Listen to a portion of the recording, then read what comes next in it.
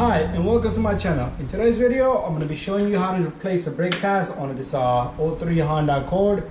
If you have a 2003 to 2007 V6 Honda Accords, even the 4-cylinder, similar procedure.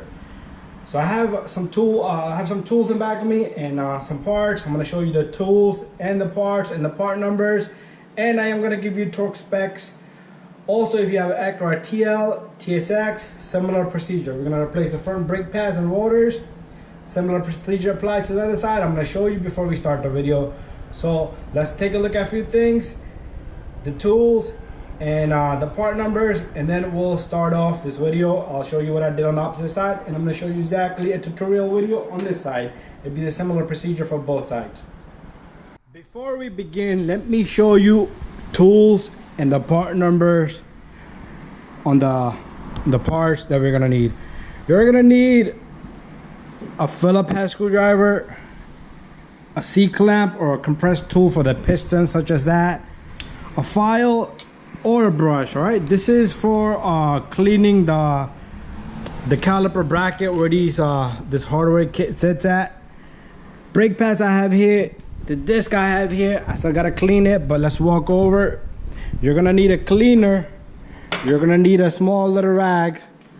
All right, the part numbers, this is for the disc, they're the same part numbers, and I'm using Evolution brake pads here, and there's the part number on that.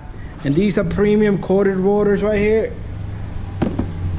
These are smaller rotors, they do come with a different size. This is a Honda Accord V6. All right, this is a base model. Anyways, you're also going to need a number 17. I have that on an impact gun and a hammer maybe. Okay, I did the brake pads on this side. You need a Phillips head screwdriver for this.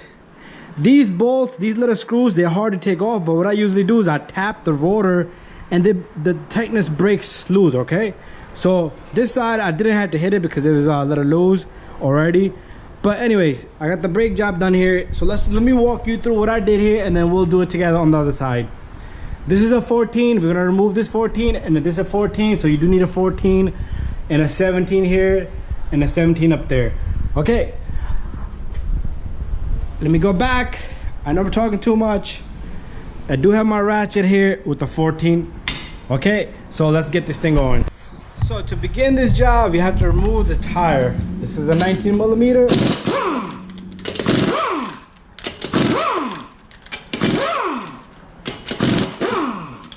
And if you have this plastic hub, this comes right off.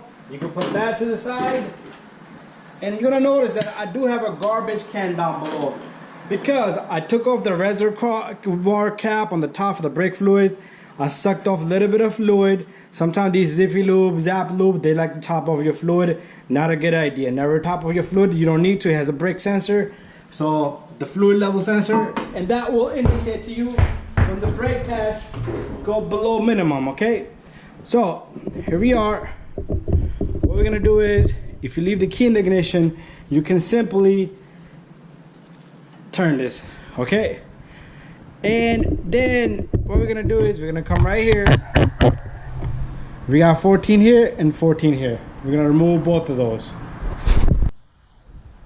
Okay, so this is where our 14 is gonna come handy, and we're gonna remove this bolt.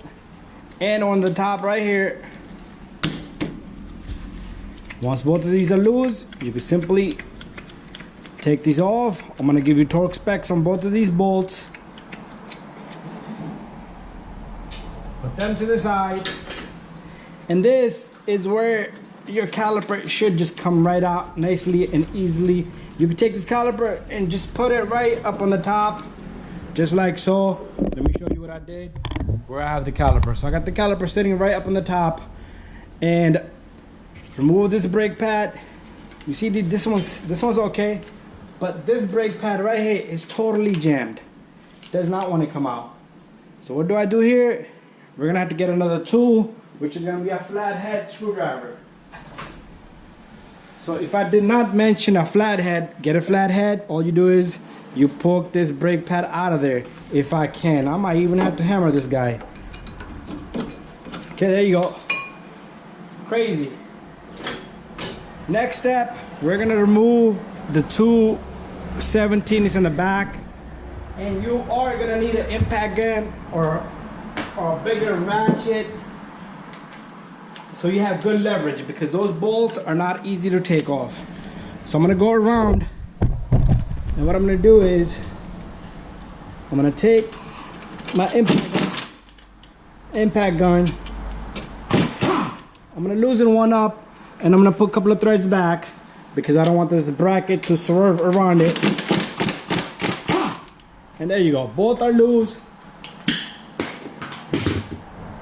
And this bracket is ready to come out. And there you go. Always check these pins. We're gonna grease them up. All right, so the next step is we're gonna go around right here. And this is where your Phillips head screwdriver gonna come handy. All right, see, these are loose, like I said on the other side. But if they're not loose, just hit it with the rotor in the back, with the hammer in the back, and this will become loose. All right, so like I said, if it don't come out, you hit it with the hammer, and that will break the grip loose on these little screws, and they will come out. You don't need that punch tool, that snap-on cells that I do have had for 6 months, and it broke every job because they're so tight. The little guy just broke. Okay, I got this off, and you take this rotor off. The next step is critical, okay? So this wire brush, what you're gonna do, this looks pretty clean, but if yours does not look clean, clean it. If there's any dirt buildup, debris, get rid of it, because once you put that disc on, it is gonna cause it for the rotor to sit uneven, and you're gonna have a pulsation, shake. Okay. I do not recommend you spray cleaner onto this. You can blow air on it. I simply just do it with my mouth, and that's it. But if you need to use air, compressed air, do so. But anyway, this looks good. What you can do is, to make your brakes nice, this is my friend's car, so I do want it to be nice. And just take a little bit of grease, just smack it around a little bit here, a little bit there. Doesn't have to be locked perfectly like you're about to eat a toasted bread with butter on it. I was gonna say something else, but there you go. So let's go get our disc. Okay, here's our disc, and here's our cleaner. We do need to clean the surface on this disc. So you take your cleaner, spray it once, clean it off. Give it another touch, clean it off. It does have oil on it, grease oil. That's what they put on because they don't want these discs to get rusted just sitting there. But if you don't clean it, forget about it. The brakes are gonna fail. You might see a little bit of smoke come out of these when you go for a test drive. That's normal. Okay, let's put that away. Let's take this onto the car. So cleaning the disc wasn't so difficult, but here we are. Okay, so now we need to match up the screws so they can line with the holes there. There you go, perfect. We're gonna take our little two guys. If these broke off, you have to drill them. It's all right, no worries. Because all the function this does is hold the disc for you. Some cars don't even have it, like some Fords. They have a little clip to hold this together. Okay, just a hand tight, and you're done. Okay, there you go, looks good.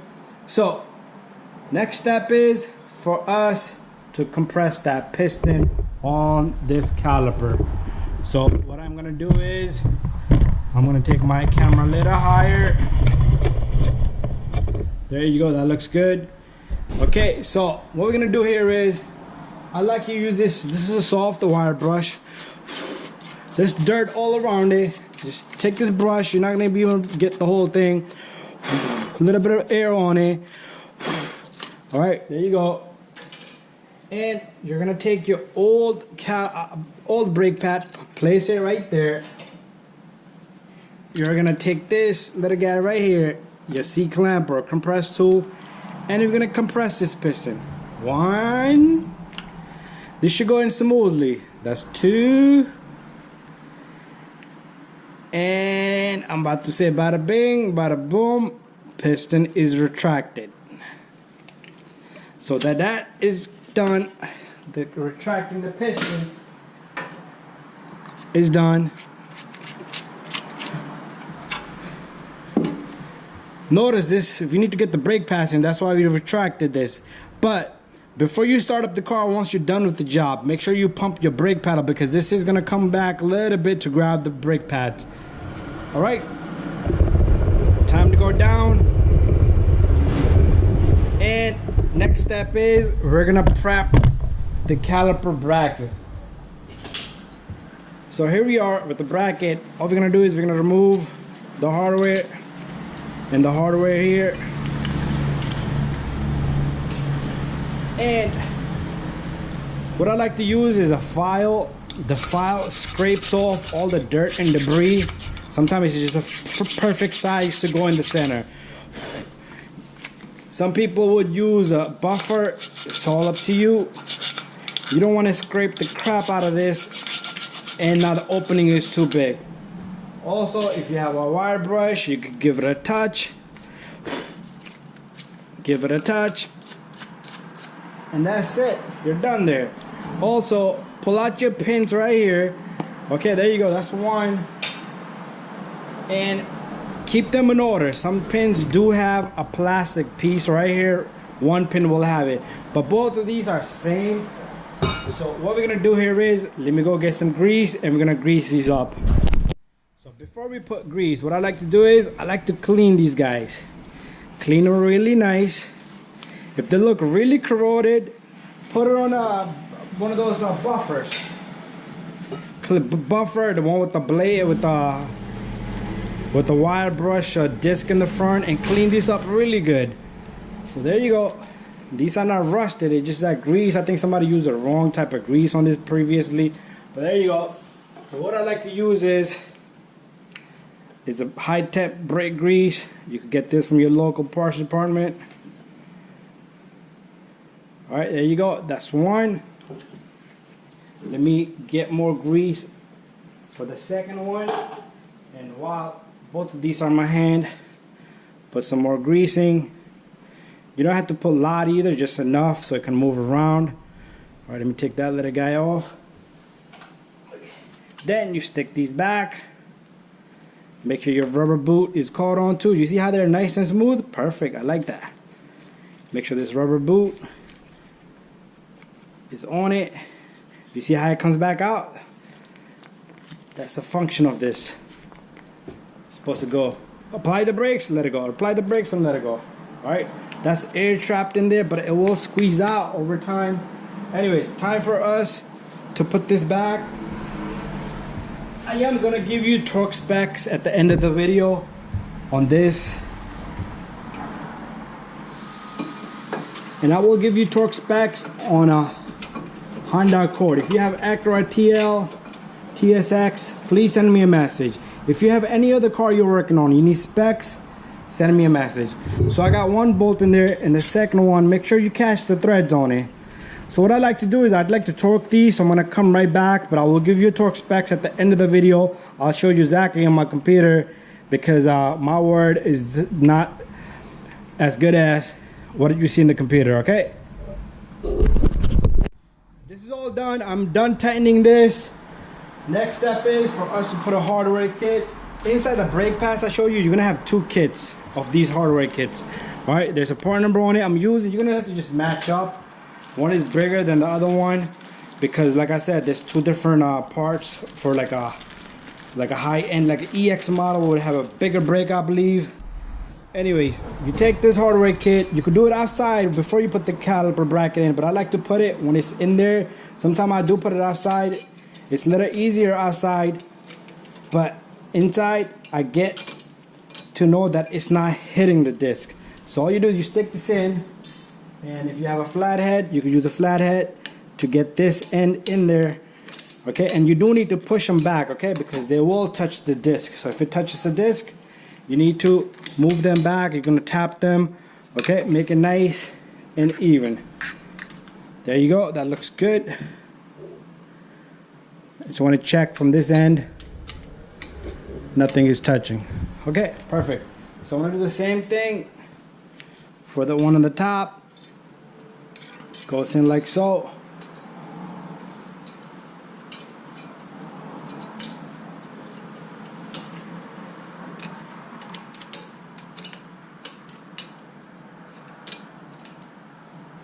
You're gonna have to just work with it and get this hardware in there.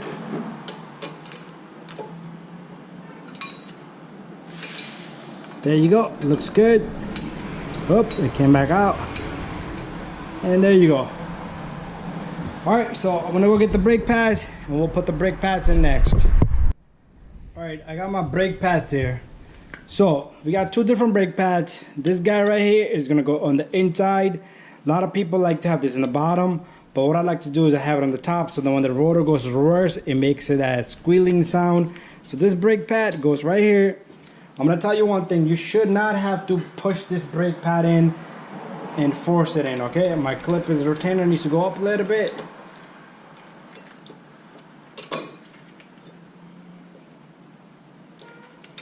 The retainer is hitting.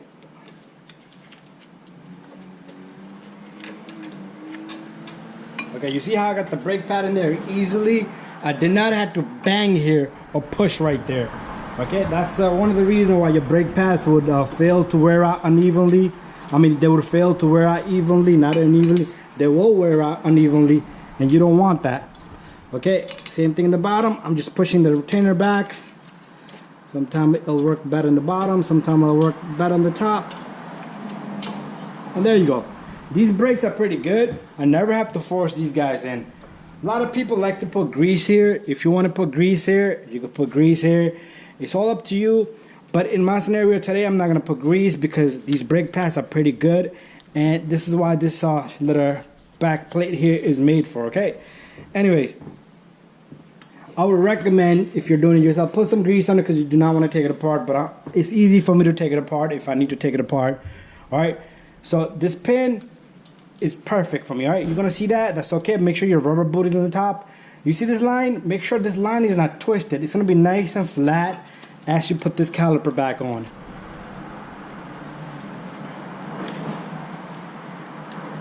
There you go. You see my line? It's nicely and straight. It's not twisted and it's not curled up. Okay, I do need to torque these. I am going to give you torque specs on these, and I am going to give you torque specs on the lug nuts on the wheel itself. Okay, but if you're doing it by hand, make sure they're tight, and I would recommend just try to get a torque wrench.